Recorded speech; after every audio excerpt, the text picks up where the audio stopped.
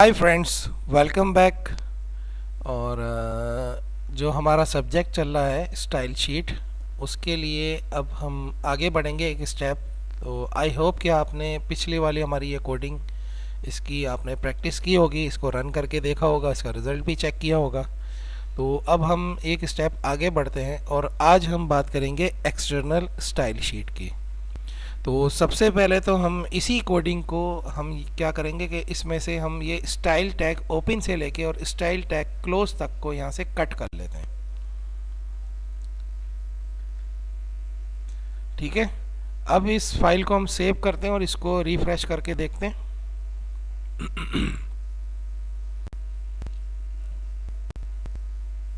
ठीक है, तो अब ये बिल्कुल सादा हो गया। ठीक है, हम वहाँ पे अप्लाई कर रहे हैं, ये हमें एरर कोई भी नहीं दे रहा, लेकिन क्योंकि हम स्टाइल भी नहीं दे रहे और नीचे हमने क्लास कॉल की हुई है और ये दोबारा इसकी कोडिंग हम देखते हैं। तो क्लास भी कॉल की हुई है, आईडी भी कॉल की हुई है, लेकिन क्योंकि ऊपर बनाई हुई नहीं थी इसलिए कोड सादा हो गया बिल्कुल। ठीक है। तो अब यहाँ पे हम स्टाइल शीट को अप्लाई करेंगे एक्सटर्नल को। तो हम नोटपैड पे ही अपनी एक न्यू फाइल क्रिएट करते हैं। अब यहाँ पे वो पेस्ट कर लेते हैं हम। इस कोडिंग में एक चीज़ का ख्याल रखें कि यहाँ से स्टाइल टैग को हटा दें, ओपन और क्लोज दोनों को ही हटा देंगे। ठीक है, यहाँ पे स्टाइल टैग नहीं लगेगा। अब कोडिंग तो हमारी वही है और इसको अब सेव करने का तरीका ज़रा नोटिस कर लें आप कि किस तरीके से सेव होगा। जैसे हम कोटेशन के अंदर .html करके फाइल का नाम देते थे, अब ये जो स्टाइल शीट है एक्सटर्नल, इसको सेव करने के लिए हम कोई भी नाम देंगे। कोटेशन के अंदर हम यहाँ पे दे देते हैं my style, MYSTYLE is dot, और यहाँ पे हम एक्सटेंशन इसका देंगे बाई फोर्स CSS। ठीक है, कोटेशन क्लोज करके इसको सेव कहाँ करना है, उसी फोल्डर में जहाँ पे हमने अपनी HTML फाइल को रखना है फिलहाल के लिए, क्योंकि इसके और बहुत सारे तरीके होंगे। तो इसको हम सेव करते हैं उसी फोल्डर में जहाँ पे हमने ये वाली HTML फाइल रखी है।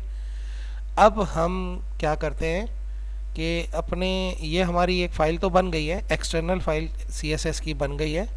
अब वापस हम अपनी HTML की कोडिंग में चलते हैं।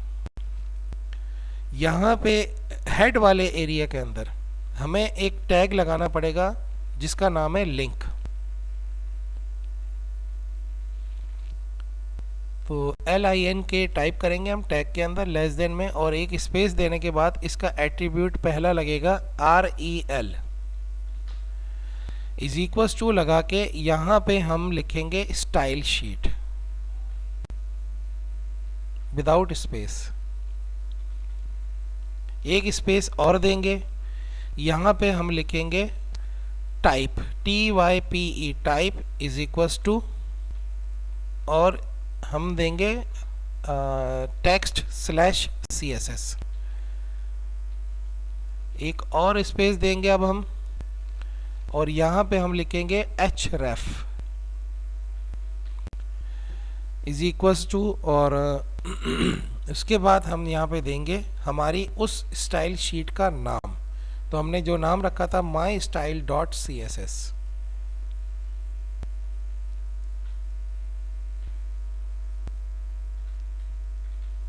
ये हमारी कोडिंग कंप्लीट हो गई, ग्रेटर देन का साइन लगाएंगे, ये हमारा टैग कंप्लीट हो गया यहाँ पे।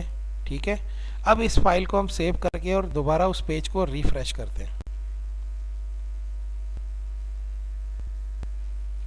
ठीक है, तो हमारी वो स्टाइल शीट जो हमने अपने जो एम्बेडेड अप्लाई की थी वही कोडिंग हमने उठाई, क्योंकि यहाँ पे फोकस मैंने आपको पहले भी कहा था कि क्या कर रहे हैं इसके ऊपर नहीं होगा, कैसे कर रहे हैं इसके ऊपर होगा हमारा फोकस। ठीक है, तो आपको पहले ये बताया कि एम्बेडेड स्टाइल शीट कैसे बनती है।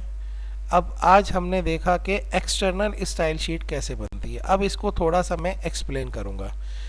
तो लिंक जो है, आपको याद होगा मैंने जब HTML में आपको लिंक पढ़ाया था तो वहाँ पे ए का टैग लग रहा था। मैंने कहा था कि बेसिकली ये होता है लिंक, लेकिन यहाँ पे एंकर के नाम से, यानी कि इसको जो ए जो रिप्रेजेंट कर रहा होता है वो एंकर को कर रहा होता है। एंकर क्या होता है, लंगर होता है, जो कि एक जगह से दूसरी जगह का लिंक बना रहा होता है। ठीक है, तो इसी तरीके से जब वहाँ पे ए था तो इसका मतलब क्या है कि ये भी वो भी लिंक था, लेकिन यहाँ पे हम ए वहाँ पे इस्तेमाल कर चुके थे, तो यहाँ पे हमें थोड़ा सा चेंज करके दे दिया गया। हमने वही लिंक इस्तेमाल किया है, लेकिन अब यहाँ पे लिंक का डायरेक्ट अपना ही नाम लिख के, ठीक है। उसके बाद जो पहला एट्रीब्यूट हमने यूज़ किया यहाँ पे वो था R E L. R E L क्या करता है, रिलेशन क्रिएट करता है, आपको ये बताता है कि आप क्या करने वाले हैं, ठीक है। तो हम यहाँ पे कॉल करने वाले हैं स्टाइल शीट को। तो हमने वहाँ पे रिलेशन बताया कि अब ये रिलेशन लिंक का ये जो लिंक बनेगा वो हमारे इस करंट पेज का रिलेशन बनाएगा स्टाइल शीट के साथ, ठीक है, कि जो आने वाली वैल्यू होगी वो स्टाइल शीट होगी। दूसरी चीज जो हमने इसको दी है कि उस स्टाइल शीट में आने वाला क्या है, उसकी टाइप किस तरह की होगी। तो उसकी टाइप हमने यहाँ पे बताई है कि टेक्स्ट होगा, और स्लैश डाल के हमने बताया कि CSS होगा। टेक्स्ट तो आएगा लेकिन किस फॉर्म में आएगा, CSS की फॉर्म में आएगा। उसके बाद तीसरा वाला जो एट्रीब्यूट हमने दिया वो था href, ठीक है। तो ये href आपके सामने है। यहाँ पे हमने इस फाइल का नाम दिया। href में हमने एंकर में भी पढ़ा था, लिंक जब हमने पढ़े थे उसके अंदर के href किसको रिप्रेजेंट करता है, हाइपर रेफरेंस को, ठीक है।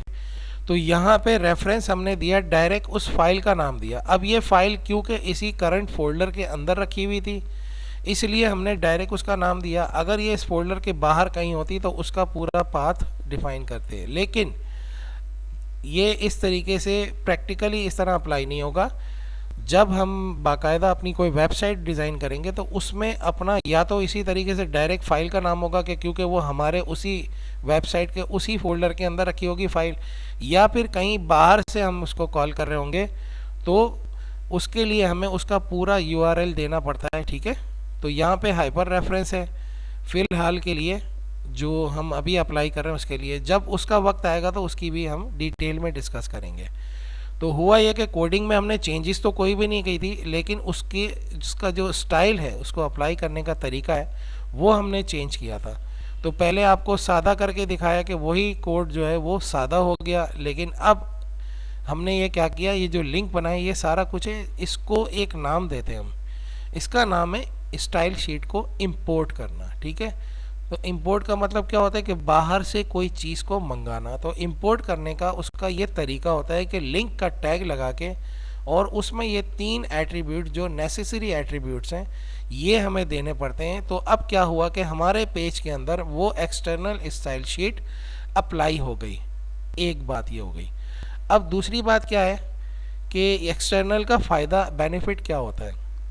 एक्सटर्नल का मेन बेनिफिट ये है कि अगर हमने एक अपनी वेबसाइट की थीम बनाई है कि मुझे अब मेरी वेबसाइट का ये वाला फॉन्ट होगा, ठीक है, उसके अलावा दूसरा कोई फॉन्ट मुझे नहीं चाहिए। मेरी वेबसाइट की एक पहचान होगी कि मैं ये वाला फॉन्ट यूज़ करता हूँ।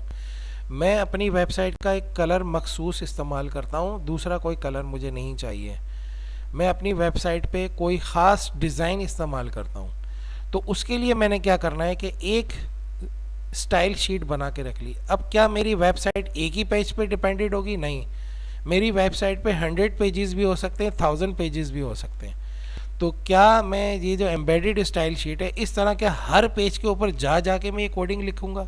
नहीं, मेरे पेज में जो कॉमन चीज़ें मुझे कॉल करनी है, कॉमन चीज़ें यूज़ करनी है, कॉमन एप्लीकेशन डालनी है या कॉमन डिज़ाइन करना है, तो उसके लिए मैं एक फ़ाइल बनाऊंगा। अब इस फाइल को मैं जितनी जगह पे चाहे कॉल कर सकता हूँ।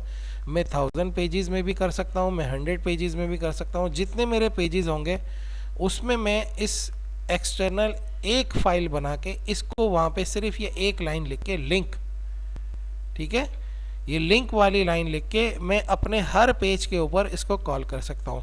बाकी जो रूल्स हैं वो अप्लाई होंगे, जो हमारे अपना सिलेक्टर के जो रूल हैं वो उसमें वैसे ही अप्लाई होंगे जैसे करंट पेज के अंदर हो रहे थे।